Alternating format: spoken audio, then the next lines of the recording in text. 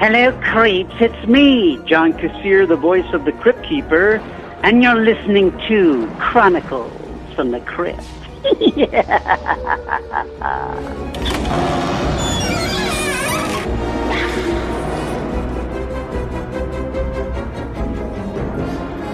Hello everyone, I'm Casualty Chris. And this is Father Malone. And we are the hosts of Chronicles from the Crypt, a twice-a-month look at the horror anthology series, Tales from the Crypt, that aired from 1989 to 1996 on HBO. But again, don't let them know because they don't even have that show on HBO in any form or fashion.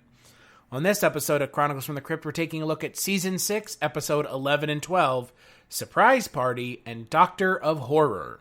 Greetings, thrill shriekers. Care to join me on the scare lift? Good. Your pal the Crypt Keeper's quite the extreme skier. I just love the feeling of going fester and fester. Talk about exhilarating, which is kind of how the man in tonight's terror tale feels. He's just started down a black diamond run of his own in a nasty nugget I call Surprise Party. So Surprise Party is directed by Elliot Silverstein, written by Coleman. It's written by Tom Lyons and Coleman Decay. It stars Adam Stork, Claire Hoke, and Jake Busey, and it aired December 28th, 1994. This is the final episode of 1994. And boy, what a bad episode. Man, they went out with a whimper that year. Boy, what is with this show, man? I don't know. It has full-on given up. Yeah, I'm really I'm looking forward to see what the English do with it next season. This episode is atrocious. Yeah. Okay, it is not based on a Tales from the Crypt comic, based on Vault of Horror number 37, written and art by Johnny Craig. The story is almost identical, except this one, the guy's a little more determined. We get the sort of backstory that he's come home to inherit this property, and you know that's his sort of main reason for being there. In the comic, it's weirdly happenstance where the guy is just driving through this backwooded area and his car dies or gets stuck, and then he goes to this house where a party is going on. In the comic, however, when he goes in, he believes it's a costume party because everyone's dressed like the 17th century. And so it was his great grandfather who, in a fit of jealousy, burned the place down, and now they're all corpses. So, that it pays off almost exactly similarly. It's just weird that it turns out that the guy is the relative, but he just so happened to be driving past. At least when they wrote the script here, they gave him the purpose of going. Yeah, I don't know what they were doing in this episode because look, the only actor I even recognize in this episode is Jake Busey. Well, I know Adam Stork he was Larry Underwood in the television miniseries of Stephen King's The Stand. And I did not like him there, and I do not like him here. He seems oily and untrustworthy. Well, and look, that's what they're going for with his character, right? Yeah, but the guy kind of gives off that vibe anyway. Yeah, no, I completely agree. This is another one of these, stories in the vein of, what was the first season's episode? Where it's he travels back in time and he sees the woman's father being murdered by the mother. You know what I'm talking about? Is it Lover Come Hack to Me? Yeah, with Amanda Plummer, yeah. Yeah. Yeah, it feels very similar. It's very similar. It's so weird that, that updates some in a good way and sometimes really poorly. Why does it have to be this house in the middle of nowhere? It's standard spook show kind of storytelling. Particularly when you already have an episode about the old dark house where bad things happened and you're going to learn about its past. Figure something new. Are you guys not even watching your own series? We've seen this story so many times now. Why keep beating us over the head with the same story over and over and over again? I don't know. Is there supposed to be some twist here? Yeah, okay. I think the audience knows from the moment he goes into that place that these are ghosts, right? Or are we supposed to be convinced that it's otherwise? I don't know how you couldn't. Right? Unless you're brain dead.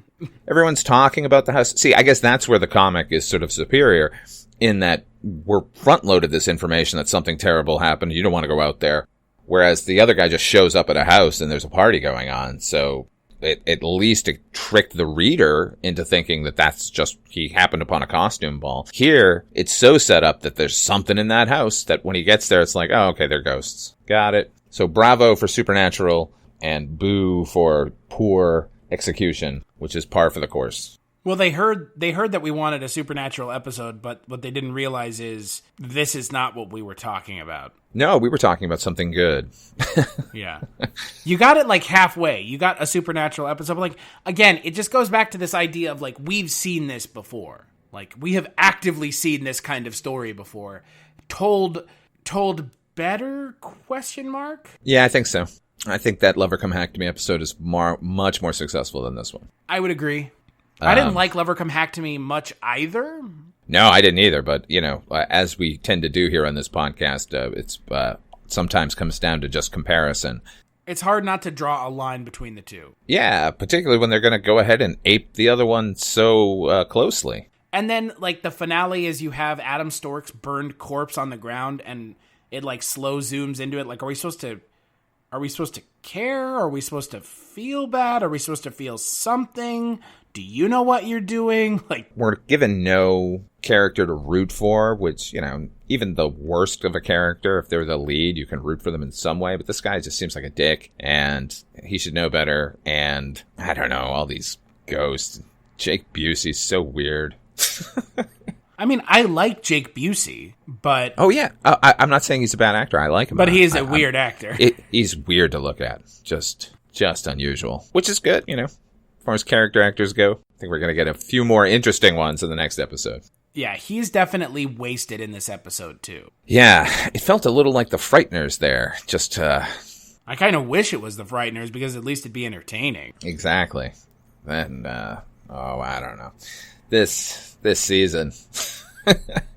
No, this season is just a disappointment. I mean, this season so far has been just one disappointment after the other. It's called Surprise Party, but there's no surprise here. No, you know exactly where this episode is going from the moment he shows up at that house. You know that this is a character who is interacting with ghosts and or dead people. How is this going to come to fruition? Well, what ends up happening is exactly what you think. They get their revenge on him because. Yeah, just because. It's like a Freddy Krueger logic. Like, I can't get the people who hurt me. I'm going to get their relatives, I guess. And it was his father who did it, right? Yeah, in the 70s. So. Yeah.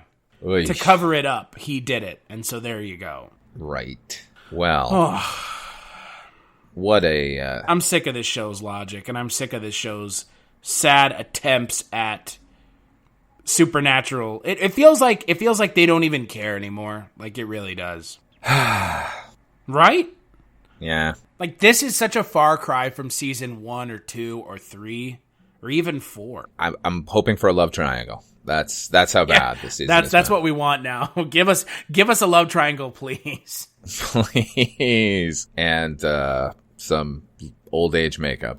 So with that in mind, let's talk about the next episode, Doctor of Horror. Yeah, kids these days with their long hair. You can't even tell the boils from the ghouls. And when they do want a cut, they go to one of those fancy salons like Jose Slaybear or Vidid Sassoon. It's enough to make you terror your hair out. I guess that towel was a little too hot. Still, I think it's a good look for you. Once it's grown out, I'm sure you'll love it. Which brings to mind the young men in tonight's tale. They're about to try a new scare style as well. In a delightful little dye job I call Doctor of Horror. So Doctor of Horror is directed by Larry Wilson, written by Larry Wilson, stars Hank Azaria, Travis Tritt, Ben Stein, and Austin Pendleton.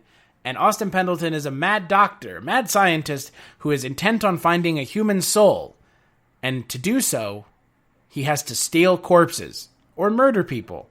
Enter Hank Azaria and Travis Tritt, who help him do that. This is the first good episode we've had in 4 episodes. It's a good one. I liked it a lot. This felt to me exactly what Tales from the Crypt as a series is supposed to be doing. It's not the greatest. It doesn't reinvent the wheel, but the jokes are funny. The setup is good. The characters are good. Even the makeup. The makeup is pretty spectacular there. I'll point out that, like all good Tales from the Crypt episodes, this is based on Vault of Horror. Vault of Horror number 13 was written and the artwork was done by Graham Engels. In the original comic, it's actually just closer to the old Burke and Hare story, where it's about the doctor himself, who teaching a surgeon at a university, and he can't get corpses to practice dissection for his students, and it's becoming an issue. And then he hires two guys to go get him a body, and then it spirals out of control, and they end up killing him, and gets dissected, which is what happened with Burke and Hare. Well, kind of, anyway. Here, however, they've added this whole Mad Doctor soul extraction plot line, and these two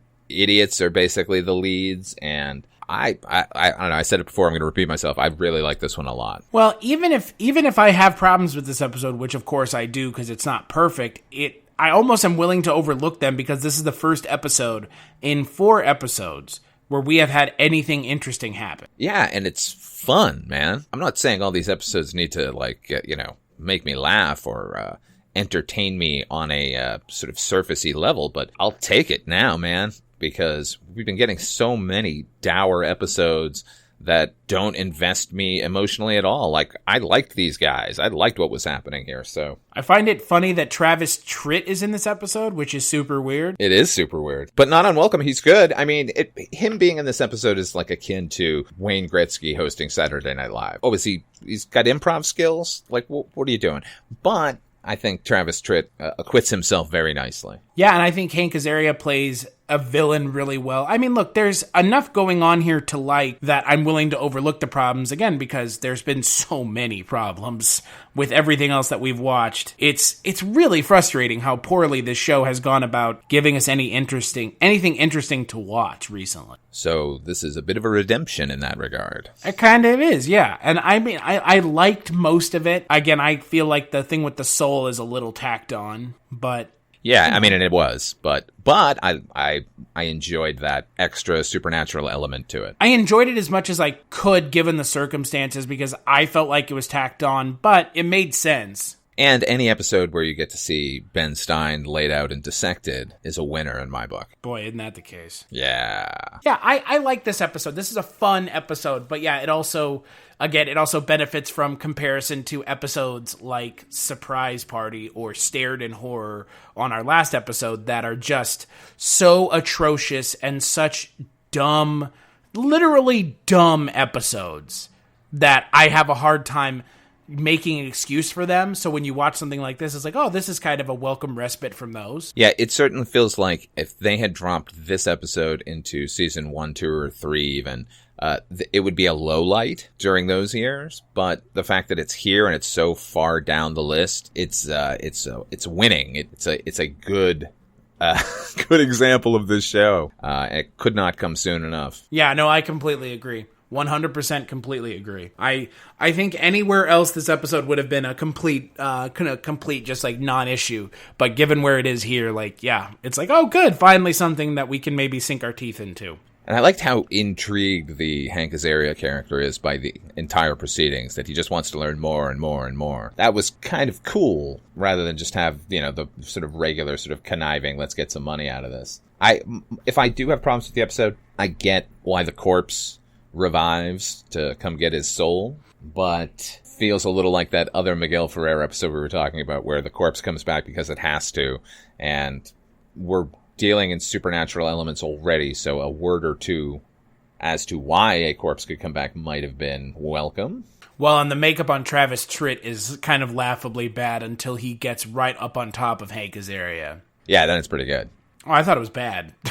Oh, no. I liked it. I thought it was pretty good. I thought it was goofy looking because it's so obviously just a face cast of Travis Tritt. It's just It's goofy looking, but like not in like a so bad that I'm like up in arms about it. Because again, like with what we've seen this season, like anything anything mildly supernatural is more entertaining than nothing at all. I think the makeup here was a little more cartoony than what we usually get, but then again, I thought that was in keeping with the rest of the episode, so I enjoyed that. And overall, I enjoyed this episode. Yeah, it benefits from its location and proximity to other episodes, but I think it's a decent episode. It has some interesting, entertaining moments. It is pretty funny, so yeah, and always good to see people who are sort of comedic playing villains. That's always good. And I love Austin Pendleton too. We should mention him. He's a fantastic character actor. I mainly know him from my youth as Max, Doc Hopper's assistant in the Muppet movie, which he was great in. Long and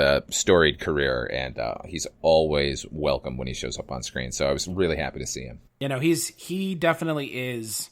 He's great. He's a welcome presence in this episode because he plays the straight man the entire time. Yeah, which he could have hammed it up and gone like they do on some of the more comedic episodes. The fact that he played it as straight as he did was pretty great. So on the next episode of Chronicles from the Crypt, we're actually ending season 6. We're taking a look at episode 13, 14, and 15, Comes the Dawn, 99 and 44 / 100% pure horror, and You Murderer. All I remember about these 3 episodes is You Murderer, which is, oh man, what a weird episode. It's one of the episodes that everybody who has watched this show knows about. Yeah, it does not hold up. I don't think it was that great to begin. We'll talk about it obviously in the next episode, but yeah, it's not good. It's not good. No, it's not. It is a weird episode. But until then, where can people find you, Father Malone? Check me out over on my YouTube channel, @5 Films. Got a lot of content for you over there. And you can also hear me over on the Dreams for Sale, the Twilight Zone 85 podcast, where we talk about the best reboot of the Twilight Zone of all time. And once a month or so, you can hear me over on the Culture Cast talking movies. As for me, you can find me on Twitter at Casualty_Chris. That's where I talk about all the podcasts that I am on. Follow us on Twitter at ChroniclesFTC. ChroniclesFromTheCrypt.com is where you can find the podcast. Big thanks as always to John Kassir for the intro, and we'll catch you on the next episode.